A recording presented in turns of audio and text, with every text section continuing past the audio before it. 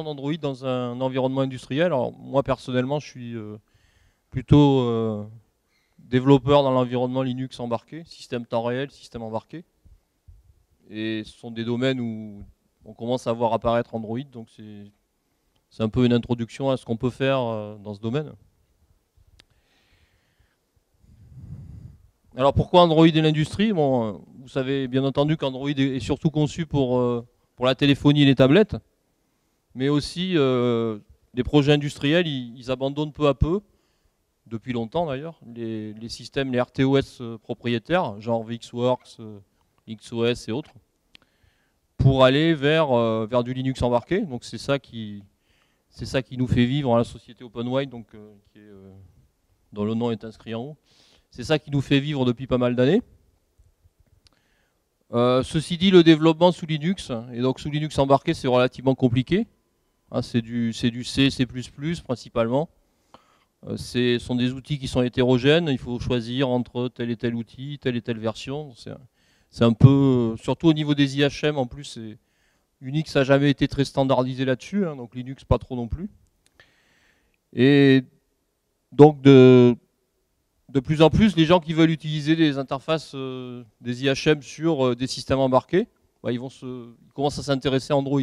C'est une des raisons, c'est pas la seule, mais ceci dit, Android étant conçu pour des plateformes standards grand public, on va dire, le plus souvent, bah, dès qu'on veut l'utiliser pour l'industrie, il y a une adaptation nécessaire. Donc adaptation bas niveau. Donc là, je vais pas vous parler beaucoup de Java et d'applicatifs, et moi je vais rester dans les couches basses. Hein.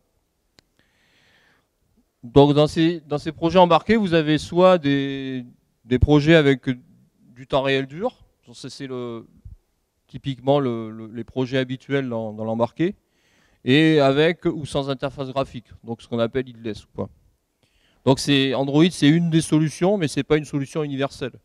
Donc si on a des systèmes embarqués sans interface graphique, avec une empreinte mémoire très faible, a priori, il n'y a aucune raison qu'on nous demande de faire de l'Android. Par contre, dans certains projets où le système se rapproche de ce qu'on peut faire avec un PC ou ce qui ressemble à un PC avec un écran tactile ou autre, là, les clients peuvent s'intéresser à de l'Android. Particulièrement, on a pas mal de demandes autour du médical. Pourquoi? Parce que dans le médical, il y a des interfaces qui sont à destination de l'utilisateur final. L'utilisateur final, il connaît Android, enfin il a un téléphone ou il a une tablette ou il sait ce que c'est. Donc il va retrouver quelque chose d'un peu connu par rapport à une interface spécifique qui sera faite avec un Linux, un Qt ou autre. Donc, nous, on est habitués à travailler dans de l'open source, et les clients aussi. Désormais, ils sont habitués à utiliser du Linux embarqué dans lequel ils ont les sources de toutes leurs distributions. Donc, par rapport à Android, est-ce que Android, c'est un open source project? Donc, il y a le projet AOSP que vous connaissez tous. Ceci dit, quand on fait du développement applicatif, en général, on ne va pas recompiler Android, on développe au-dessus d'une distribution qui existe. Donc on peut, AOSP, c'est Android Open Source Project, on peut développer, recompiler Android et puis l'adapter. Mais en pratique, hein, ça change quand même beaucoup de Linux embarqué. Pourquoi? Parce qu'Android, ça ne suit pas les règles d'un projet libre dans les règles de l'art, on va dire. Hein, le développement, il est réalisé par Google, puis on ne sait pas trop, behind the doors, c'est eux-mêmes qui le disent d'ailleurs. On n'a pas de contact peu de contact avec les développeurs. Il y a pas mal de projets non officiels comme Android x86, alors parfois qui sont rapatriés après dans l'arbre principal, mais pas toujours. Puis il y a et surtout de nombreux développements spécifiques, hein, souvent propriétaires d'ailleurs, qui sont faits par les constructeurs ou pour les constructeurs. Et puis Google n'aime pas trop tout ce qui est GPL, donc évidemment quand on est dans l'environnement Linux, ça change un peu. Et il y a pas mal de composants qui sont plus sous GPL, mais qui ont été changé, en fait, modifié. On a enlevé un composant sous GPL, on l'a remplacé par autre chose sous licence Apache 2. Exemple, hein, ça va un peu dans ce sens. Dans l'été 2013, le leader du projet AOSP, qui est un Français, hein, qui s'appelle Jean-Baptiste Quéru, qui est un polytechnicien, développeur assez connu dans le milieu, et qui a quitté le projet parce qu'il a dit bon, moi je veux faire de l'open source. Je je suis fatigué d'intégrer des drivers propriétaires et de me faire engueuler parce que ça fonctionne pas, parce que machin ou truc a un bug dans son driver et sur lequel je ne peux rien puisque c'est propriétaire. Donc il est parti. Il est parti de. Alors je sais pas s'il est parti de Google, mais en tout cas, il est parti de AOSP. Alors au niveau licence, ce qui est un point important quand on fait de l'industriel, parce qu'on redistribue. On va redistribuer un matériel avec un OS à l'intérieur, donc il y a des problèmes de licence. Android, c'est 16 Go de source, Android, hein, faut le savoir, la distribution AOSP. Donc il y a du noyau Linux, donc GPL, des composants Google qui sont sous licence Apache, des composants externes User Space qui sont sous GPL ou souvent GPL, mais pas toujours. Et puis il y a aussi pas mal de pilotes, de composants propriétaires, souvent c'est des pilotes. Et évidemment, les applications, souvent, quasiment tout le temps, sont propriétaires.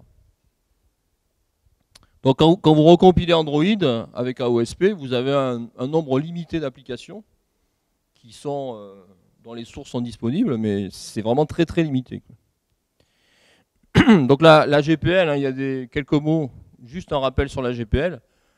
La principale caractéristique de la GPL, c'est la dérivation. Donc si vous utilisez du code GPL ou si vous voulez linker votre application avec vos codes avec de la GPL, mais en fait c'est pas possible.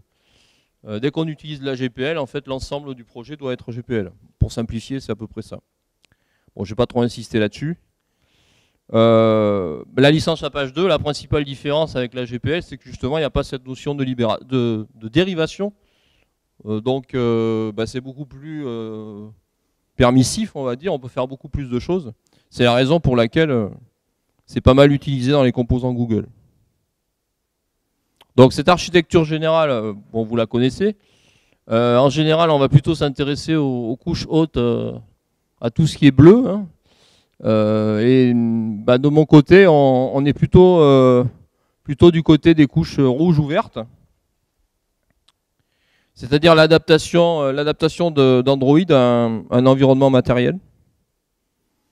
Donc le noyau Linux, bon, qu'on connaît bien quand on fait du Linux embarqué, ça assure l'interface matérielle, très bas niveau. Donc c'est pas un noyau standard.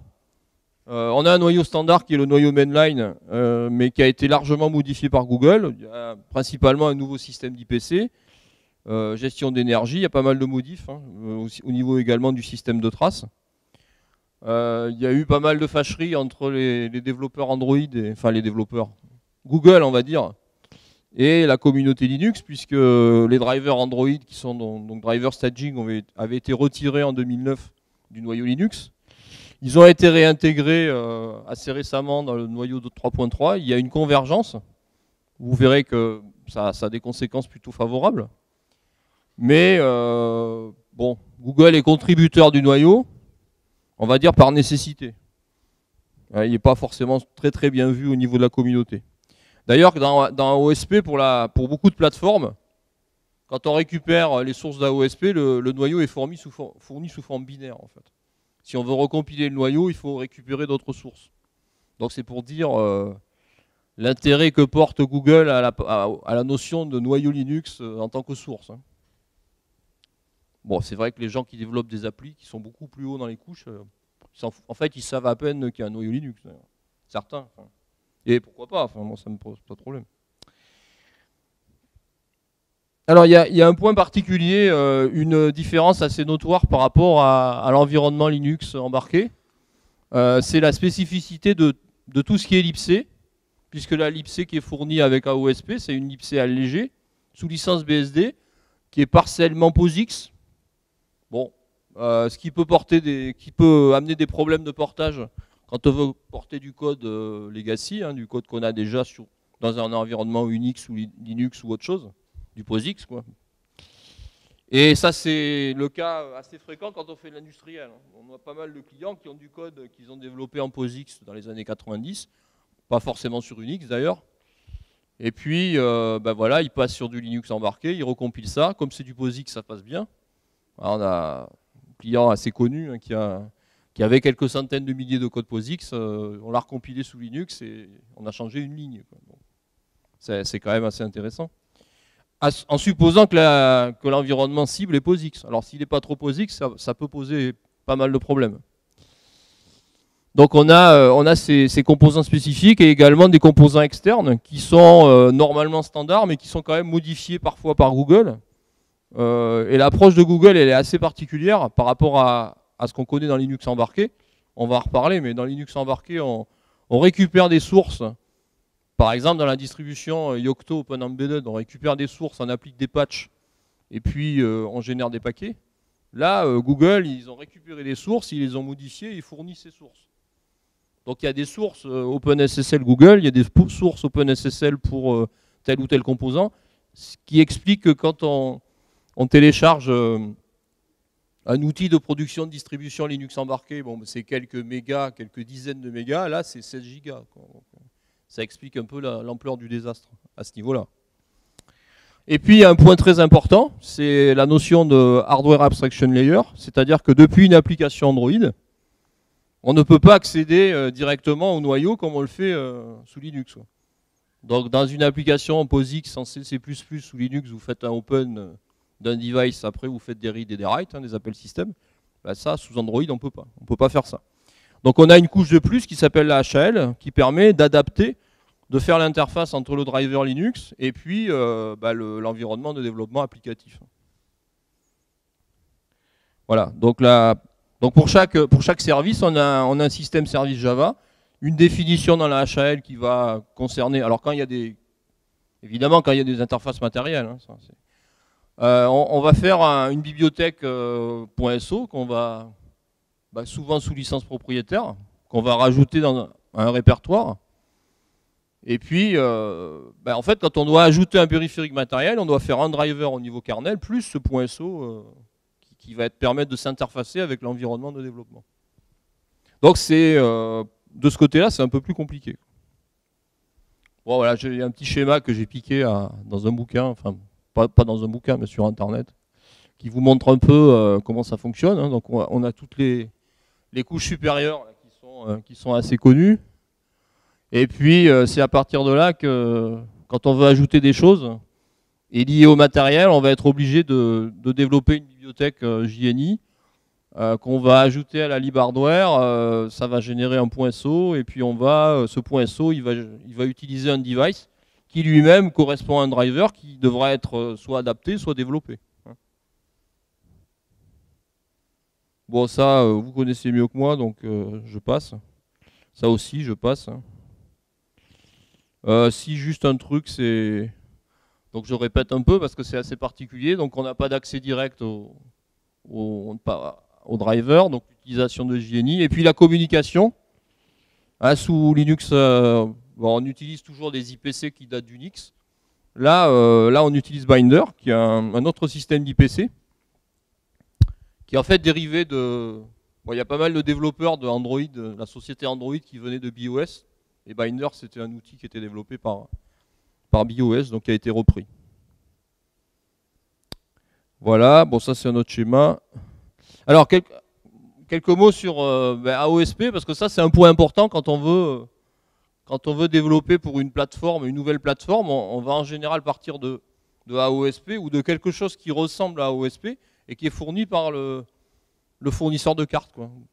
Ah, donc vous allez chez Freescale, vous prenez un chipset ou chez TI, vous prenez un chipset donné, sur le site de TI, vous avez un BSP qui est basé là-dessus en fait. Bon là, si on prend les sources sur sourceandroid.com, en fait, on a des sources pour les plateformes de référence, c'est-à-dire pas grand-chose. Hein. Vous avez l'émulateur, les téléphones et les tablettes de chez Google, et puis la PandaBoard, qui est un peu, on ne sait pas trop ce qu'elle fait là, mais c'est une carte de développement. Si vous vous intéressez un peu au développement Linux embarqué, c'est assez connu, c'est une carte à base de chipset OMAP. Bon, et c'est assez bien documenté, on va dire, on y arrive avec un peu de temps, mais il y a aussi ne serait-ce que si vous voulez utiliser la PandaBoard, quand vous voulez utiliser la PandaBoard, vous devez ajouter des drivers propriétaires, parce que sinon, ça fonctionne sous Linux, mais sous Android, ça ne fonctionne pas. Enfin, graphiquement, ça ne fonctionne pas. Donc les sources, c'est plusieurs centaines de dépôts Git, avec un dépôt par projet et plus de 16 gigas. Je l'ai déjà dit, mais parce que c'est toujours étonnant.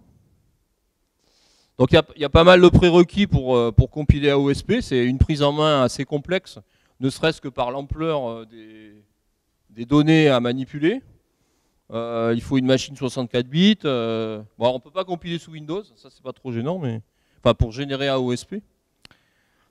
Bon, c'est certaines versions d'Ubuntu qui permettent de faire ça. Bon, la 12 permet de le faire en tout cas. Il y a quelques paquets installés. C'est basé sur GNUMake. Alors ça c'est assez étonnant parce que c'est assez basique en fait. Le système de build par rapport à ce qu'on connaît sur Linux, il est relativement basique. On sent que c'est pas fait pour être modifié, quoi. Enfin, c'est quelque chose qui est monobloc, hein. Il n'y a pas de notion de paquet comme on peut avoir. Alors je ne parle pas des paquets applicatifs, hein. Je parle au niveau système. Il n'y a pas de notion de paquet comme on peut avoir sur des outils comme OpenEmbedded par exemple. Et bon, on arrive à quelque chose. Donc en gros, hein, on fait un truc comme ça. C'est pas très compliqué en soi, hein. On a un outil qui permet de manager tous les dépôts Git. On récupère un fichier manifeste, on synchronise avec les dépôts, c'est-à-dire qu'on télécharge des sources. On fait source machin, on sélectionne la plateforme et puis on fait make. Voilà. Et on arrive à, quand on prend la cible émulateur, on lance QEMU en fait, hein, émulator, et on arrive à quelque chose. On est content, hein. Donc voilà les différentes cibles que vous avez. Là c'est la 4.3. Donc vous avez Goldfish, donc, qui est la plateforme émulée ARM. La même chose en IS-86. Les Nexus, la Panda Board, et puis voilà quoi. Bon, ça fonctionne, on ne peut pas dire. Voilà, on arrive à ça. Donc. Ça fait un peu vieillot, mais bon, ça marche. Bon, ça je l'ai déjà dit. Ça fait à peu près 40 gigas. Donc. Bon, il n'y a pas grand-chose d'intéressant. Alors, ce qui est intéressant, c'est un peu plus loin. Donc, c'est pas un noyau. Le noyau Linux, il n'est pas réellement conçu pour faire de la téléphonie. Donc ça, Google a eu raison de faire pas mal de modifications. La gestion d'énergie, c'est un truc qui est pas trop prévu dans Linux. La mise en veille, ça a toujours été. Enfin, ça s'est amélioré, mais ça a toujours été un peu compliqué. Les IPC System 5, c'était pas extraordinaire non plus.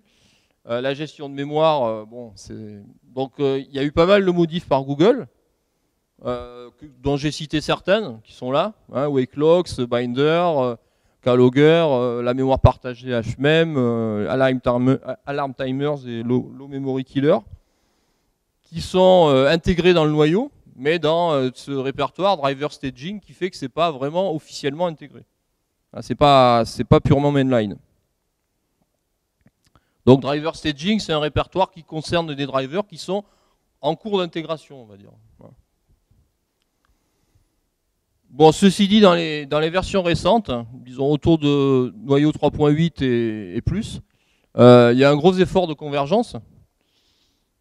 Donc il y a de toute manière une bonne compatibilité de l'API noyau Linux avec Android. Donc si vous prenez, bon j'ai fait l'expérience, et vous prenez un driver USB qu'on développe pour un périphérique sous Linux, on recompile ça dans Android, on charge le driver dans Android en mode texte, hein.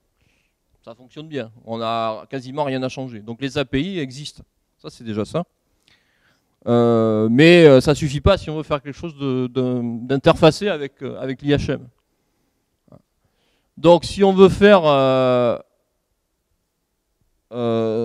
quelque chose d'interfacé, il faut utiliser le SDK, ça vous le savez tous. Et surtout, il faut aussi utiliser le NDK. Alors le NDK, il est un peu moins connu. Le NDK, il est fait pour faire des développements C++. Et principalement, c'est fait pour faire du portage C++ issu de code existant. Donc c'est proche de POSIX. C'est soi-disant, on peut faire des applications complètes avec du NDK. Bon, personnellement, j'en ai jamais vu. Je ne sais pas si vous en avez vu des applications pures NDK. Moi, j'en ai jamais vu. Et le plus souvent, on l'utilise donc pour développer ces interfaces JNI qui permettent d'accéder au matériel. Un autre point au niveau des fichiers Makefile, donc il y a des fichiers spécifiques Android.mk qui sont basés sur la syntaxe GNUMake, qui sont assez simples. Il n'y a pas de support, il n'y a pas du tout de support officiel de AutoTools, CMake, enfin d'outils un peu dont on a l'habitude. Alors il y a des choses, mais c'est pas officiellement supporté par Google. Je veux dire. Donc le NDK, c'est quelques centaines de mégaoctets, et c'est principalement des chaînes croisées qui sont fournies sous forme de binaire. Là aussi, c'est assez différent de ce qu'on connaît dans Linux embarqué, puisque des outils comme Yocto, ils vont créer eux-mêmes leur chaîne de compilation. Là, c'est des chaînes binaires, alors qui fonctionnent, hein, mais qui sont fournies directement sous forme d'exécutables pour macOS, pour x86, x86-64, etc. Donc, comme je l'ai dit, la plupart des RTOS ont une API POSIX. Donc, si on parle de VxWorks, si on parle de RTEMS, des QNX, hein, tout ça, c'est des OS qui sont assez utilisés dans l'industrie. Et du fait de la présence de Bionic, bah qui est quand même beaucoup plus simple et beaucoup plus légère que GNU-Libc, et qui n'est pas du tout orientée, elle a été développée pour les besoins de Google et point. On a un support qui est assez limité de POSIX, enfin disons qu'il y a pas mal de lacunes. Et donc quand vous voulez porter du code, si vous êtes sur un RTOS, vous dites je vais faire de l'Android, soit vous allez porter votre code en Java, ce qui n'est pas toujours possible, soit vous allez utiliser, il est fait pour ça, vous allez utiliser le NDK. Mais bon, souvent vous allez avoir des problèmes. Alors le cas le plus fréquent pour l'utilisation du NDK, c'est donc de créer ces bibliothèques C++ qui vont vous permettre d'interfacer l'application avec des couches bas niveau. Donc voilà, la Bionic, quand on lit la doc, il y a un fichier texte qui est quelque part dans les sources qui dit, voilà, l'idée c'est de faire quelque chose de vraiment simple. Donc il n'y a pas de support IPC, système 5. Il y a quelques limites dans le support des threads POSIX, également dans les exceptions C++, évidemment pas de compatibilité binaire avec la glibc, support ARM x86, et puis ça nécessite l'utilisation du compilateur Android. Donc si on veut compiler avec Bionic, il faut utiliser le NDK. Alors il y a une autre solution qu'on peut expérimenter, c'est d'ajouter sur la cible, et dans l'environnement de développement, en fait, si on a besoin d'exécutables qui vont tourner en utilisant un support POSIX plus évolué, ben on peut installer un compilateur croisé qu'on utilise d'habitude sur Linux embarqué, un genre code sourcerie ou autre. Et puis, soit on va créer, dans une première phase de test, on peut créer des exécutables statiques, soit on va installer les bibliothèques dans un répertoire sur la cible. Donc, ils vont permettre d'exécuter des applications avec un autre jeu de bibliothèque, et une autre glibc en particulier.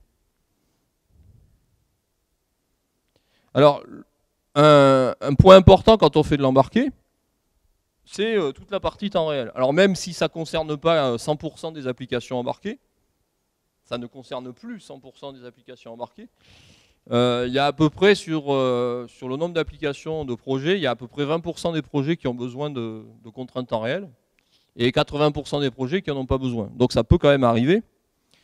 Donc Android n'est pas du tout conçu pour faire du temps réel, ça c'est un fait.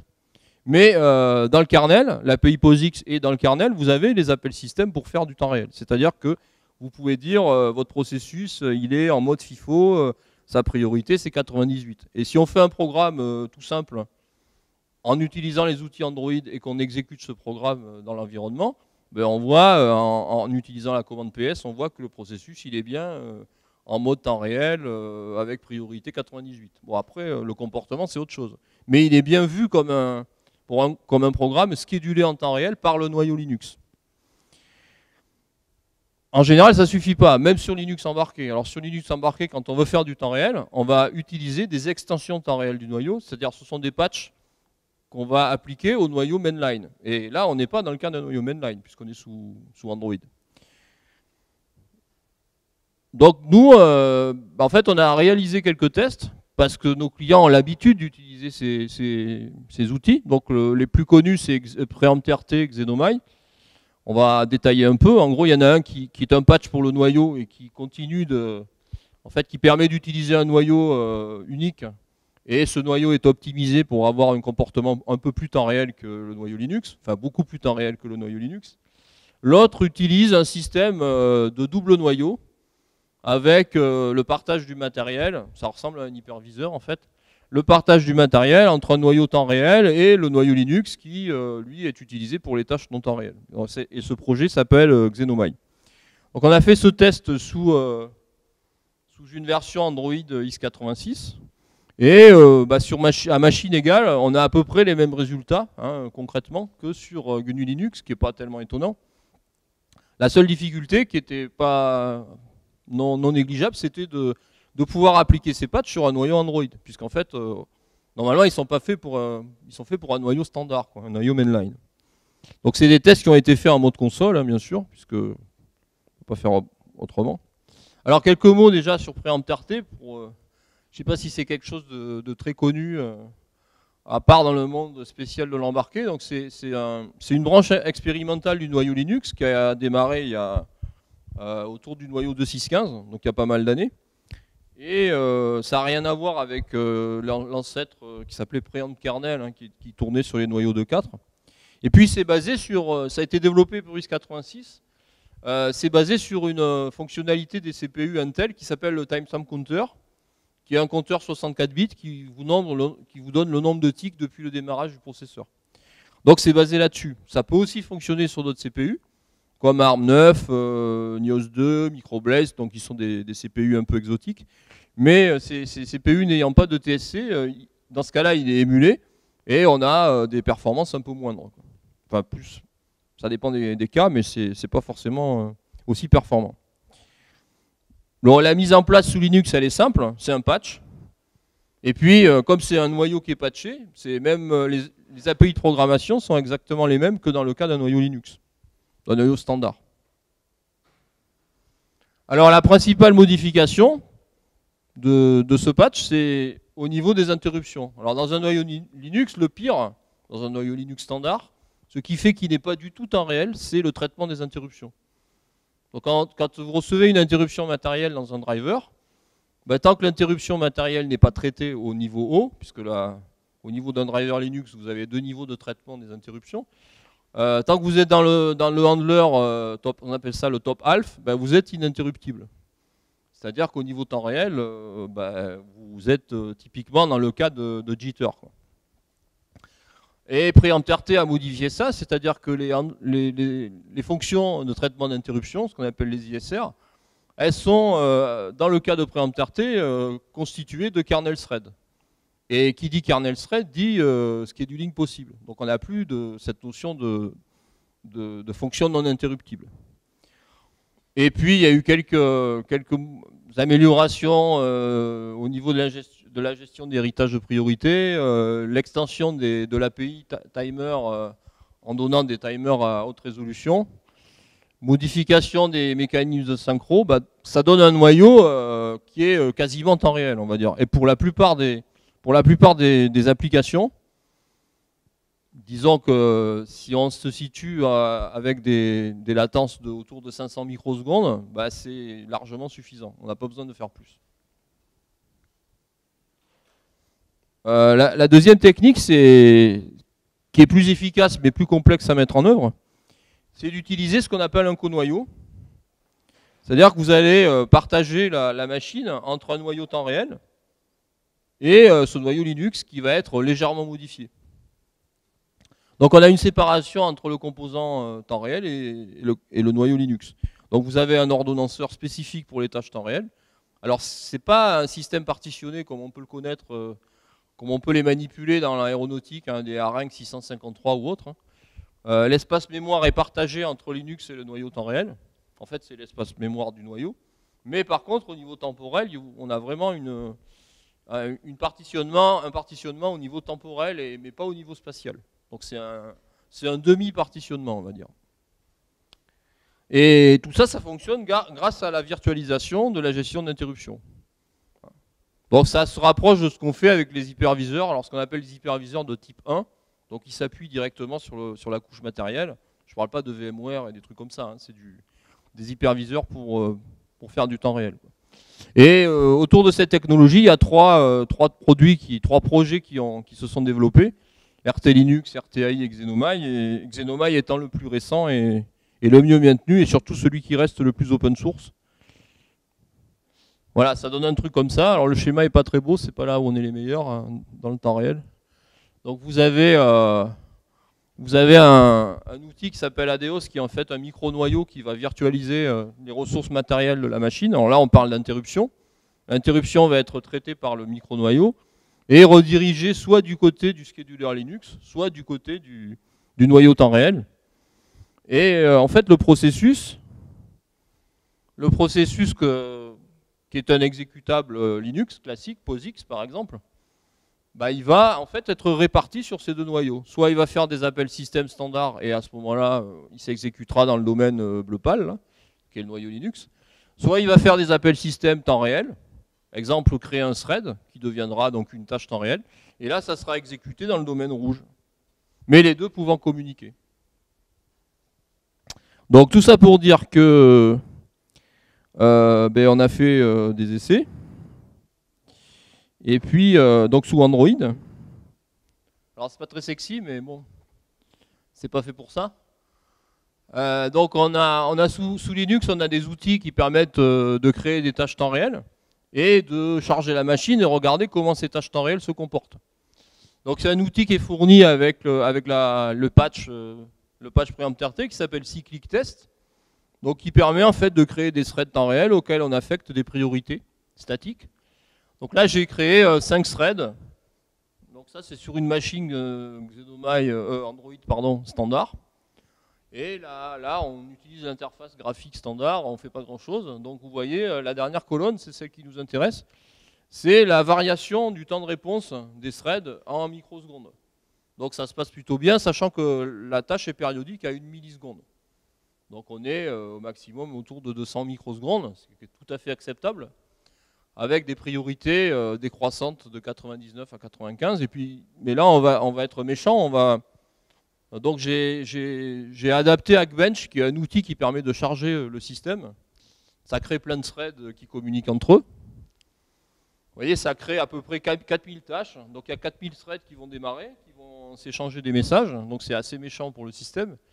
Et là, on voit que, donc ce qu'on voit, c'est une augmentation du load AVG, là, de la charge d'Android.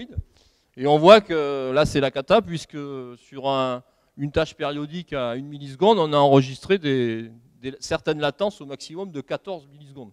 C'est-à-dire qu'en fait, tout est parti dans la... Ça va pas du tout, quoi. Alors si on fait la même chose sur un noyau patché avec PreemptRT, sur le même système, en fait c'est un PC comme ça, hein, on voit que malgré la charge de 817, là, le load AVG, on reste sur des versions de jitter, des valeurs de jitter autour de quelques dizaines de micros, hein, ce qui n'a rien à voir avec ce qu'on obtient dans le cas précédent. Alors bien évidemment, quand on a ce genre de charge, qui est totalement excessive et simulée, vous pouvez imaginer que l'interface graphique d'Android, qui est loin d'être prioritaire, elle est plus du tout utilisable. Mais quand la charge s'arrête, ça repart et ça fonctionne pas mal. Donc la même chose avec Xenomai, qui est un peu plus compliqué à mettre en œuvre à cause de cette notion de double kernel. C'est pas le même outil de test. Alors on a un outil de test qui s'appelle Latency, qui est fourni avec Xenomai, qui est fonctionnellement le même, sauf qu'il travaille sur un timer par défaut à 100 microsecondes, donc c'est plus méchant parce que Xenomai, c'est en général plus performant que PreemptRT. Et là, on a fait tourner cet outil Latency qui a créé une tâche temps réel, périodique à 100 micros, et on a fait la même charge sur le système en utilisant l'outil Hackbench que je vous ai décrit en haut. Et là, on arrive, vous voyez, sur la même machine, on a la pire latence enregistrée, c'est 17 microsecondes. Donc 17 microsecondes sur un petit PC, comme ça, c'est pas trop mal. En sachant qu'on était... bon, ça c'est la worst. Hein. On est plutôt de l'ordre de quelques microsecondes hein, sur une architecture x86. C'est vrai qu'il est l'architecture la plus adaptée pour faire ce genre de choses, puisque ça a des caractéristiques matérielles faites pour ça. Mais ça donne pas mal ça donne quand même des bons résultats. Voilà, donc c'est des tests de labo, mais on voit donc que grâce à ce noyau Linux qui devient de plus en plus standard dans Android, on arrive à faire des choses que l'on fait avec un Linux embarqué classique. Donc on peut très bien imaginer d'avoir une partie graphique qui est ce qu'elle est, hein, écrite en Java, et qui va communiquer avec une partie temps réel. Alors tout le monde n'est pas Hackbench, quoi. Hackbench, c'est un cas très particulier. Toutes les applications ne vont pas créer 4000 tâches comme ça. Donc sur une application qui est périodique à quelques centaines de micros et qui va échanger des données sur un bus industriel, on peut très bien imaginer que dans Android, ça puisse fonctionner très, très correctement. Avec la garantie, puisqu'on a des priorités qui sont gérées de manière statique, avec la garantie que l'interface graphique sera moins prioritaire que la partie temps réel, qui est celle qui doit respecter des timings, quoi. Donc, Android, dans le cas industriel, les avantages, c'est la programmation Java. C'est vrai que toutes les entreprises n'ont pas des spécialistes C++, hein, des gens qui sont des codeurs Linux et Unix. Il y a beaucoup de gens qui connaissent Java, hein, et c'est plutôt positif. L'IHM, les systèmes d'IHM évolués, et surtout que tout le monde connaît, la communauté importante. Alors le coût des tablettes grand public qui peuvent être utilisées dans des applis industriels, alors on voit beaucoup ça, ce genre de choses, parce qu'évidemment, entre acheter des cartes et puis acheter une tablette Galaxy, tout le monde dit c'est vachement mieux parce que bon, c'est moins cher, tout ça. Bon, la plupart des clients qui ont essayé ça, ils en sont revenus parce que finalement, dans ces tablettes, c'est du grand public. Donc si vous essayez d'avoir un Buscan ou autre chose, ça va être compliqué, quoi. Donc quasiment tous les clients qui ont eu les yeux comme ça parce qu'ils se disaient une tablette et puis on met Android et ça va faire pareil, au bout d'un moment ils en sont revenus, quoi. Bon, ceci dit, vous avez toujours la possibilité de déporter la partie graphique justement sur une tablette et d'avoir un autre équipement sous Android ou sous autre chose, mais qui peut être aussi sous Android, qui lui permettra d'avoir des interfaces un peu spécifiques, à condition qu'on fasse le portage de toutes les couches basses que je vous ai décrites tout à l'heure. Bon, les inconvénients, le principal, c'est l'incompatibilité POSIX. Alors on peut passer outre en utilisant des chaînes de compilation annexes. Le système de build qui est assez rudimentaire, et ça c'est un vrai problème pour l'industrie. Donc probablement qu'il faudra faire quelque chose là-dessus, c'est clair. Là, j'ai vu, il y a des gens qui ont commencé à faire des choses en utilisant des outils comme CMake pour générer de la OSP. J'ai eu Hier, j'étais aux soutenances dans une école d'ingé où je suis prof et il y a des gens qui ont fait des projets là-dessus. Plutôt que d'utiliser les gros makefiles basiques de Android qui utilisent du CMake, qui est déjà pas mal. C'est pas réellement un projet libre ni communautaire. On peut tout à fait imaginer qu'un jour Google dise OSP, non, on publie plus. On met le kernel parce qu'on est obligé, mais le reste, voilà. Donc vous avez développé votre projet et puis les sources. Vous gardez vos sources, mais ça évolue plus. Donc ça peut toujours s'imaginer. Le noyau Linux, il n'est pas standard, mais ça évolue. Ceci dit, on a voulu faire la même manip sur de l'ARM, et comme les plateformes de référence, la Pandaboard, qui est une plateforme de référence ARM, sur laquelle on peut faire tourner ces extensions, le noyau est un peu plus ancien. Là, on a eu beaucoup de difficultés pour appliquer les patchs, et pour l'instant, ça ne fonctionne pas. Donc il faut attendre que le noyau soit un peu plus récent. Et puis les interfaces matérielles spéciales, c'est pas qu'elles sont mal supportées, c'est qu'elles ne sont pas supportées du tout. Donc si vous voulez faire du CAN dans Android, à ma connaissance, je ne pense pas que dans l'API Java, on puisse faire des choses, hein. Donc je ne sais pas, moi je ne suis pas spécialiste de la partie applicative. Donc en conclusion, on peut utiliser Android dans l'industrie quand le projet nécessite une IHM. Quand les gens me disent qu'ils veulent faire du headless Android, je dis non, mais là, c'est pas sérieux, quoi, parce que ça n'a aucun intérêt, on va dire. Le projet ne nécessite pas de temps réel. Bon, pour l'instant, hein, c'est encore un peu produit de laboratoire. Et puis, dans le cas où l'utilisation de Java est un avantage, alors la dépendance par rapport à Google, c'est un point qui est quand même assez important. Et dans tous les cas, on peut pas dire que Android va remplacer GNU Linux embarqué dans tous les cas. Ça, c'est quelque chose qui n'est pas imaginable. Chaque système a des avantages. Et je ne vois pas comment ça pourrait, ou alors il faudrait vraiment que ça change, de par le mode de fonctionnement du projet, et puis aussi de ce qui est disponible dans des outils comme Yocto, qui ont une plage d'adressage en fait au niveau des composants matériels qui est beaucoup plus grande que ce qu'on peut avoir dans Android. pour l'instant en tout cas. Voilà. Voilà ce que je voulais vous dire. Alors, ce que je peux essayer, c'est vous faire une petite démo si vous voulez. C'est-à-dire de démarrer Android dans une version avec Xenomine, si ça vous intéresse. Je dois avoir une clé USB qui fait ça.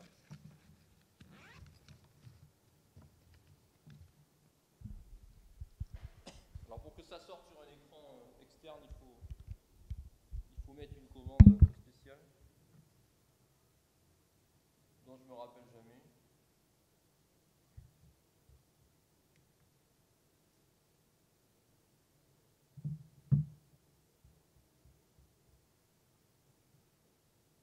Déjà, est-ce que vous avez des questions?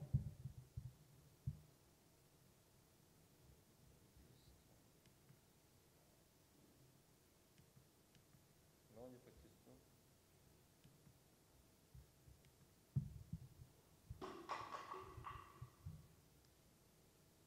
Donc là, c'est une image Android Intel, donc pour ce genre de PC, dans laquelle j'ai remplacé le noyau et ben, j'ai mis un noyau patché avec Xenomine.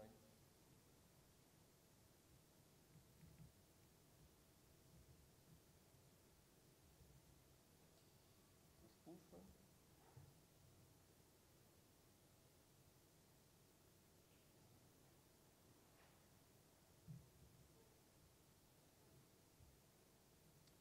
Alors,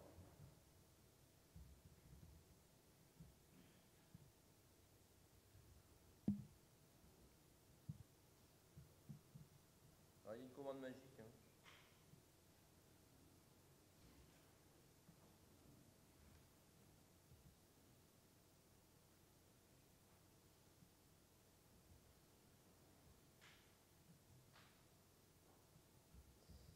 Et vidéo égale souhaite sa licence. Ça doit marcher ça. LVDS, tac.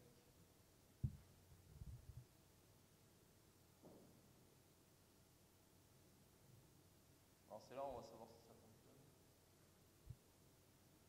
Ça au niveau graphique.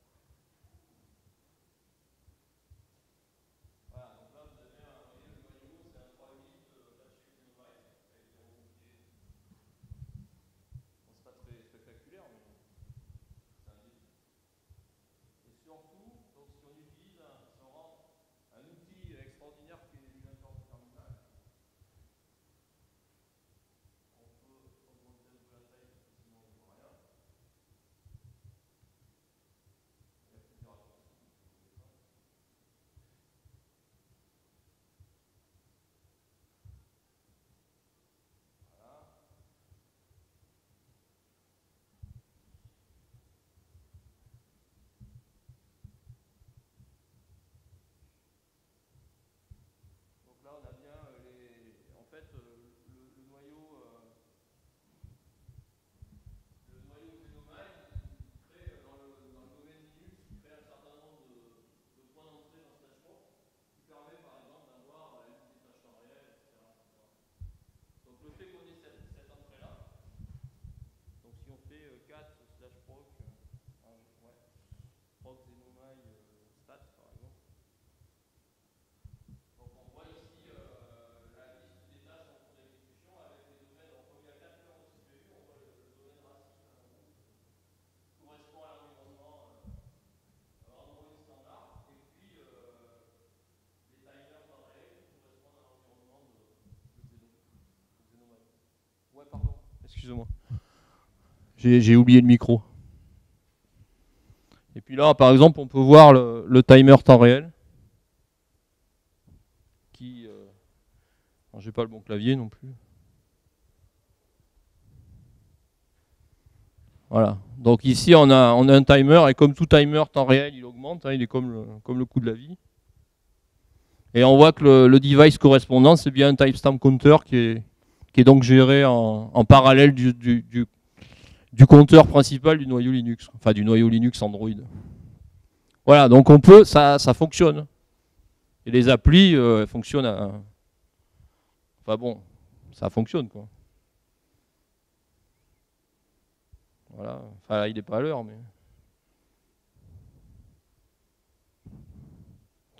Voilà quoi. C'est un Android 4.2 ou non, ça c'est un 4.3 ou un 4.2, je sais plus. Voilà, donc ouais.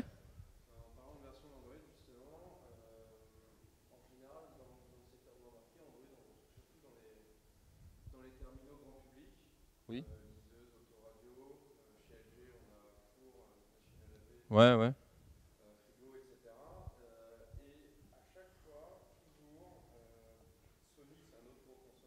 Ouais. Ouais. Ouais.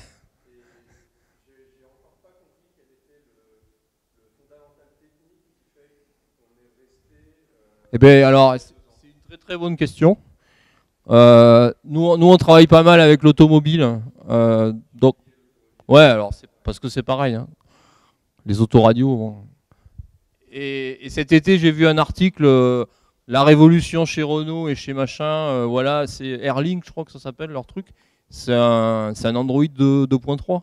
Et ça sort cet été. Et c'est encore, je sais même pas si. Moi, j'ai pas de voiture, donc je sais pas, mais. Je sais même pas si c'est disponible aujourd'hui et c'est basé sur du 2.3. Mais le problème, c'est que ces gens-là ont tellement les temps de développement, de décision. Nous, on travaille avec des fournisseurs de matériel automobile ou des prestataires. Il se passe des mois, voire des années entre le moment où on rend notre copie et le moment où ils disent OK, on va faire le projet. Donc les composants qu'on a préconisés 2 ans avant, à la vitesse à laquelle, vous avez vu les versions 4, il y en a eu je ne sais combien en quelques mois. Donc le timing entre les gens, l'horloge de Google et l'horloge de Renault, c'est pas la même, quoi. Et le problème de ces gens-là, c'est qu'ils sont complètement, ils veulent faire ça parce qu'il faut, mais ils n'ont pas la même échelle du temps. C'est la seule raison, c'est ça, qu'ils prennent la version qui est, c'est vrai, il y a 2 ans, 3 ans, c'était plutôt du 2.3, quoi. Maintenant. Ah oui, mais c'est sûr. Ben, c'est un peu n'importe quoi. C'est vrai que j'ai vu cet article, ça faisait pleurer, quoi. Entre ceux qui redéveloppent un truc from scratch et avec 3 boutons et qui passent des mois à faire ça, et puis ceux qui prennent un Android antédiluvien, c'est comme enfin, je sais pas, il y a personne de Parrot ici, non? L'astéroïde de Parrot, je sais pas, c'est pas, enfin ils disent c'est Android, mais ouais, ok, tu peux. Il y a 3 boutons, un afficheur, ouais. Bien sûr, c'est simplement qu'ils sont. Mais ça, c'est vrai aussi dans le cas des systèmes embarqués. Hein. Nous, on l'a vu dans le cas des systèmes embarqués, indépendamment d'Android. Pourtant, c'était quand même beaucoup plus industriel. Mais ils nous appellent, ils nous disent ouais, on a un noyau de 6.10 là, il faudrait le mettre à jour. Et on voudrait ajouter ce driver. Oui, mais les gars, comment voulez-vous qu'on ajoute ce driver? Il n'existe même pas pour ce noyau-là. Ah oui, mais donc, il faudrait tout refaire, et puis ils ne refont pas, quoi. Enfin, ou ils mettent des mois à décider. Et ils traînent comme ça. Ouais, c'est un peu comme vous savez, à la banque, quoi. Comment on appelle ça? Hein? Oui, enfin, ils traînent un problème depuis des années, ils traînent ça, quoi. Ils ont un retard permanent, quoi. Un déficit permanent au niveau des versions. Un découvert, voilà, je cherchais. Mais c'est 2 mondes qui sont complètement, pour l'instant, qui sont assez disjoints. L'électronique embarquée automobile, c'est quelque chose qui est très très récent, quoi. On a entendu suffisamment de problèmes avec. Mais c'est dommage, c'est dommage. C'est beaucoup plus dynamique dans les... Par exemple, dans le médical, comme en fait il y avait très très peu d'électronique, et puis que c'est des gens qui ont... C'est quelque chose qui est encore plus nouveau. Ça a éclaté un peu il y a ces 2 dernières années, quoi. L'informatique embarquée, le Linux embarqué dans le médical, ça fait très peu de temps que les gens s'y intéressent. Et du coup, ça va plus vite, quoi. Parce que souvent, il y a une autre raison, c'est que ceux qui fabriquent le matériel, c'est des petites sociétés. Et c'est pas les grands labos qui vont fabriquer les appareils. En fait, ils font fabriquer ça par des petites sociétés et ils mettent leur nom dessus. Donc ça va beaucoup plus vite. Bon, après, il y a les problèmes de certification, de choses comme ça. Mais faut espérer que ça se développe. Parce que y a plein de choses à faire avec ça.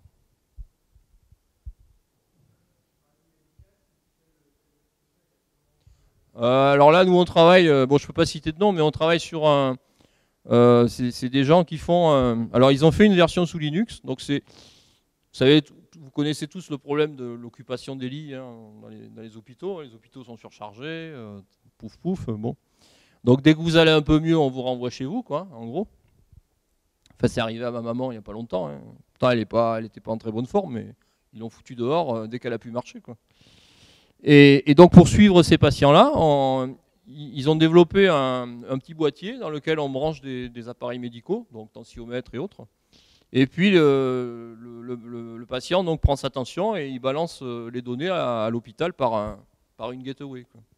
Et c'est beaucoup plus simple à utiliser qu'un PC, parce qu'un PC, ça ne sera jamais, pour des gens qui ont 80 ans, en général c'est ceux-là qui sont malades, hein. C'est très compliqué à utiliser. Donc ils ont fait un premier boîtier avec Linux embarqué, donc avec une interface Qt.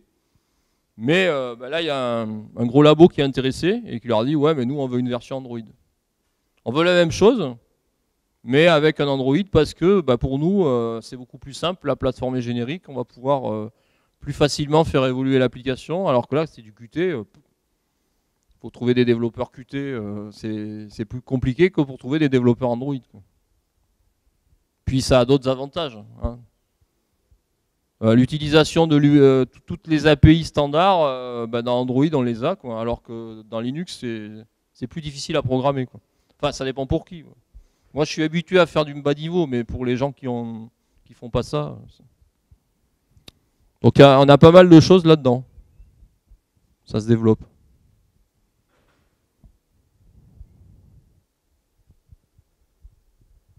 Pas de questions?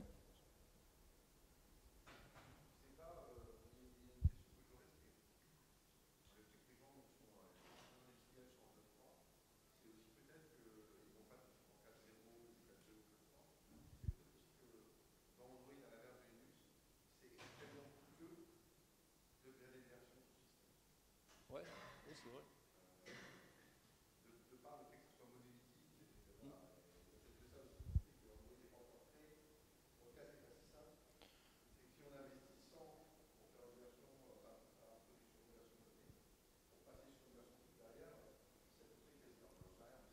Ouais, mais en même temps, c'est coûteux, mais on a envie de dire que tout le monde met à jour son téléphone. Donc c'est faisable, c'est quand même fait pour ça. Mais sauf que c'est une mise à jour globale. Enfin, ouais. Oui, oui.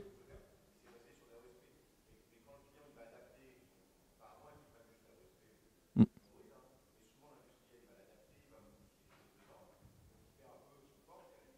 Oui, oui.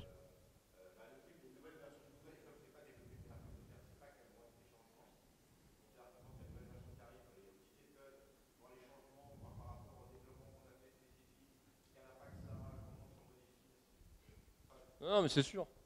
Non, puis le fait qu'il n'y ait pas de système de package, ça c'est l'horreur, quoi. C'est-à-dire que quand on fait un projet Linux embarqué, nous, systématiquement, les gens nous disent on veut un système de mise à jour. Bon, système de mise à jour égale système de package, hein. Parce que si tu mets à jour tout le système, c'est toujours un peu dangereux. Et donc là, comme il n'y en a pas, ça fait un peu peur, quoi.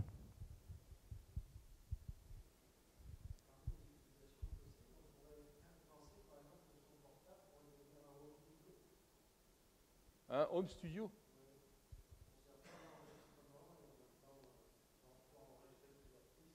Oui, bien sûr. Alors justement, hier, là aussi, je ne peux pas citer de nom, mais il y a des projets, pas mal de projets d'industriels, y compris en France, y compris sur des activités qui n'ont rien à faire, rien à voir avec le grand public. Ça ressemble à ce qui a été fait là, c'est-à-dire on va avoir un conteneur qui va, au lieu d'exécuter un Android au-dessus de la machine physique, on va utiliser une distribution Linux, une Debian par exemple, ou autre chose. Et on va créer des conteneurs. Et dans ces conteneurs, on va faire tourner un Android classique, non modifié d'ailleurs. Et puis un Linux sécurisé qui va être chargé de gérer les communications de manière sécurisée. Par exemple, c'est une application pour utiliser, avoir des téléphones qui ont une partie comment dire, industrielle et une partie perso. Donc vous avez votre téléphone perso, enfin, fourni par l'entreprise, des choses qui sont perso et des choses qui sont privées. C'est-à-dire que tout ce qui est sensible et qui appartient à l'entreprise, c'est géré par le conteneur. C'est isolé en fait de la partie grand public. En utilisant des outils comme LXC par exemple. Ça se fait maintenant. Ça marche pas trop mal.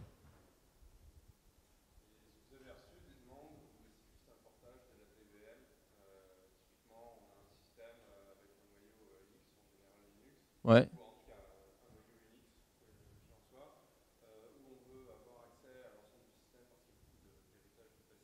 Hmm.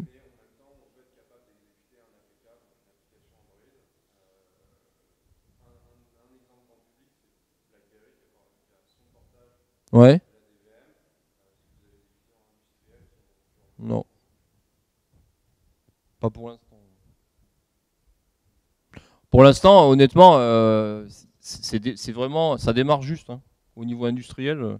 D'ailleurs, là, on a fait une conférence la semaine dernière chez nous et on en fait une à Toulouse le 8. Là. La difficulté, c'est de trouver des gens qui veulent témoigner. Alors, soit les gens ils l'utilisent pas, soit s'ils l'utilisent, c'est R&D, ils veulent pas en parler. Il y a très très peu de choses encore en France, en tout cas. Il y a encore très peu de choses qui sortent du laboratoire. Tout ce dont je vous parle là, c'est les containers, etc. C'est du labo, c'est pas des produits qui existent.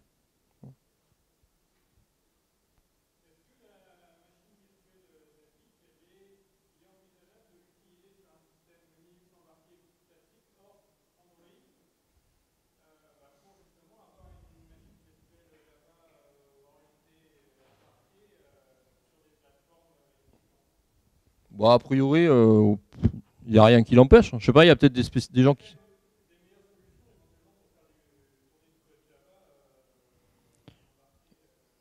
Des meilleures solutions, je pense pas qu'il y en ait, parce que justement, ce qui a fait le succès d'Android, c'est que tout le monde a essayé de faire du Java depuis longtemps, et ça a toujours été une catastrophe hein, au niveau performance. C'est la première fois qu'on arrive à faire des choses qui, moi au début d'ailleurs, je disais, ça peut pas fonctionner leur truc. Ben si, ça fonctionne parce que c'est pas vraiment du bytecode Java en fait. Il n'y a rien qui empêche le fait de l'utiliser sur autre chose que sur Android. Il y a les sources, bon, voilà. Je sais pas, je pense qu'il y a des gens qui l'ont déjà fait d'ailleurs. Oui, c'est ça, ben, c'est ce qu'il dit. Hein. BlackBerry le fait, ouais. Mm. C'est QNX, ouais. Mm. Ouais, c'est ça. Hein. J'ai vu, je crois que ça existe en Linux x86, j'ai vu des gens qui l'ont fait, je crois. Oui.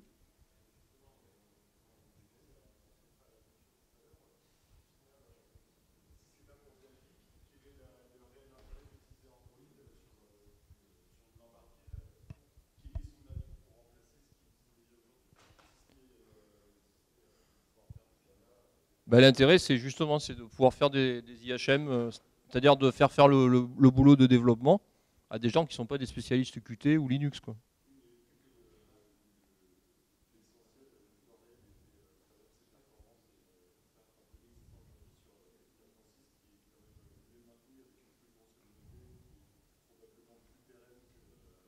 Mais clairement, si c'est du temps réel pur et dur, il n'y a aucun intérêt à faire de l'Android. L'intérêt, c'est, par exemple, nous, on travaille beaucoup avec des gens qui font des bandes de tests industriels, portables. Donc là, Faire ça en Linux, c'est compliqué. Il faut un écran, il faut utiliser du Qt, c'est compliqué. Aujourd'hui, quand il y a une carte embarquée qui sort avec un écran, quasiment tout le temps, il y a un BSP Android. Dans ce cas-là, c'est intéressant. Parce que c'est pas du temps réel très dur. Les bus aéronautiques, c'est à peu près la milliseconde, la périodicité d'un bus aéronautique. La milliseconde, c'est largement suffisant. C'est pas 10 micros, quoi. Si on fait du 10 micros, on va pas utiliser Android. C'est évident. Ça peut fonctionner, mais ça n'a aucun intérêt de le faire. Dans ce genre de produit, d'ailleurs, on a pas mal de contacts là-dedans, ça peut être très intéressant pour les gens de faire ce genre d'application. Donc là, il y a d'ailleurs à Toulouse, la semaine prochaine, il y a une présentation c'est un terminal portable qui sert à manipuler, enfin j'ai pas vu la présentation encore, mais j'ai vu les photos, le type il a un terminal industriel portable, il est sous Android et ça permet donc toutes les fonctionnalités d'accès à des bases de données pour compter, ça compte les tubes ou je sais pas ce que ça fait, là, des trucs pas très fun quoi, industriels. Hein. Et en même temps il y a des fonctionnalités, bon là il n'y a pas vraiment de temps réel, mais on peut imaginer que cette application pourrait très bien avoir des fonctionnalités temps réel qu'on pourrait ajouter grâce à ce genre de choses. Quoi.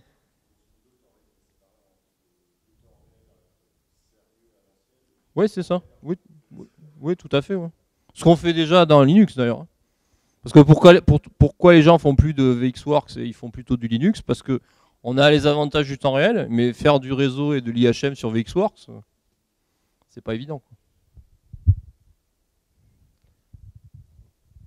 C'est bon. Ok, ben, au suivant. Merci.